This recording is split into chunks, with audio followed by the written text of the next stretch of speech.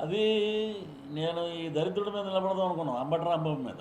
Already మా అన్నయ్యకి ఇచ్చేసారు కన్నా లక్ష్మీనారాయణ గారికి. అది ఒరే నువ్వేంటి ఏదో మాట్లాడావంట నా సీట్ ఇస్తారండి అంటే, ఆడ ఎటు తిరిగి గెలవడన్నా ఎందుకన్నా ఆడ సోది ఆడిది, ఆడి గురించి కూడా మనం మాట్లాడవలసిన అవసరం లేదు.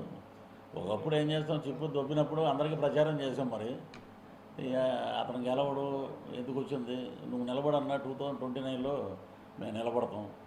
వీళ్ళకందరికీ లాస్ట్ అండి. ఇప్పుడు జూన్ 4వ తారీఖు ఉదయం 10 పోస్టల్ బ్యాలెట్లో అద్భుతంగా ముందుకు దూసుకెళ్తుంది కూటమే. ఎక్కడోళ్ళు అక్కడ సర్దుకోవడం, బై రోడ్డు వెళ్ళేవాడు బై రోడ్డు వెళ్ళిపోతాడు, ఫ్లైట్లో వెళ్ళేవాడు ఫ్లైట్లో వెళ్ళిపోతారు. వెళ్ళిపోవటం దేతడి పోచం కూడా అని ఎక్కడెక్కడికో పోయి బటన్లు నొక్కుంటూ ఉంటారు అన్నమాట.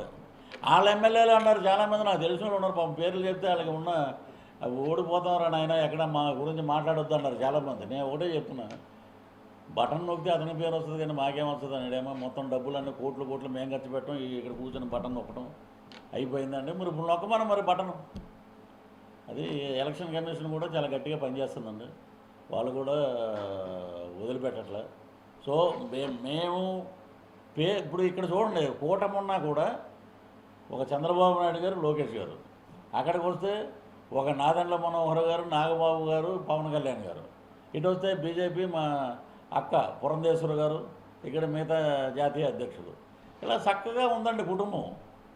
వీళ్ళు ఎవరండి, వీళ్ళు ఒకటి మాడుతున్నా రెడ్డి నేను ఇది ఎవరికి. నువ్వు ఇప్పుడు అందరూ రెడ్లు వేస్తేనే గెలిచారు, వీళ్ళు అన్ని జాతుల వాళ్ళు వేస్తేనే గెలిచారు. ఇలాంటివి పెడతారన్నమాట ఇవి. సరే ఇక దగ్గర ఉంది. ముందు ఒక చిన్నది మీడియా మిత్రులు ఒకటి గమనించండి.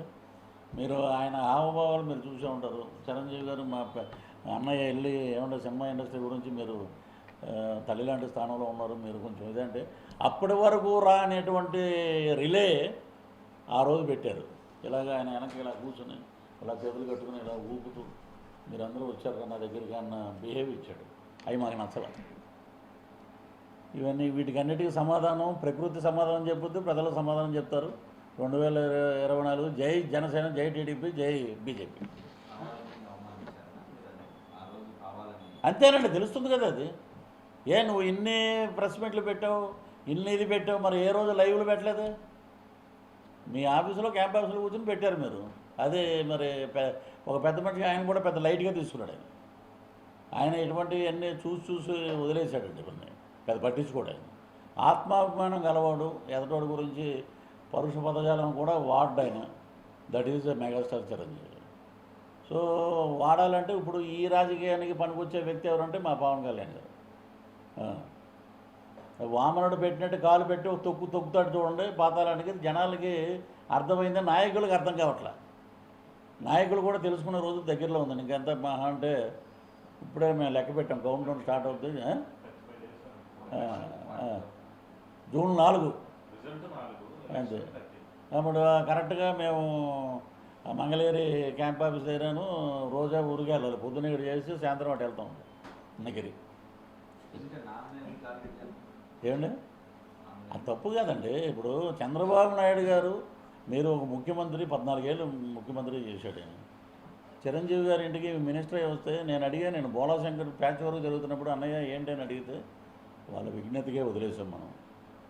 ఆయన ఇంటికి పిలిచి బట్టలు పెట్టి భోజనం పెట్టి వాళ్ళని గౌరవించి పంపించారు మినిస్టర్ అయ్యి. వాళ్ళ విజ్ఞతకి వదిలేసాం, మనకెందుకు లేరు పోనండి, వాళ్ళ కర్మ వాళ్ళు. అది హృదయం. ఈమె వచ్చేసి ఒక దరిద్రుడు జైలుకి వెళ్తే ఒక దరిద్రుడు సపోర్ట్ చేసి ఎంత తప్పండి అది. అంటే నీకు నోరు ఉంది కదని చెప్పి ఏది పడితే మరి తిరుమలలో పైన కొండ దగ్గర రాజకీయాలు మాట్లాడుతూ ఉంటారు, దరిద్రమైన మాట్లాడినా అక్కడే మాట్లాడతారు ఇక. మరి అవి కట్ చేయరు. ఉన్నాయిలండి, చాలా బాగున్నాయి. మా దగ్గర బ్రౌన్ డైరీ ఉంది, పృథ్వీరాజ్ డైరీ. ఆ డైరీలో భాగవతాలన్నీ నేను రేపు ప్రచారం మొదలుపెట్టినప్పటి నుంచి రోజుకు ఒకటి వదులుతూ ఉంటాను. ఏది నేను ఎప్పుడు బయటకు వచ్చినప్పుడే రాశాను 2020లో. ఎప్పుడు ఇప్పుడు ఈడు అడుగు తినేవాడు, వీడికి ఎన్ని వేల కోట్లు ఎక్కడి నుంచి వచ్చినాయి, వీడి చరిత్ర ఏంటి, వీడు తాగే బాటిల్స్ ఏంటి,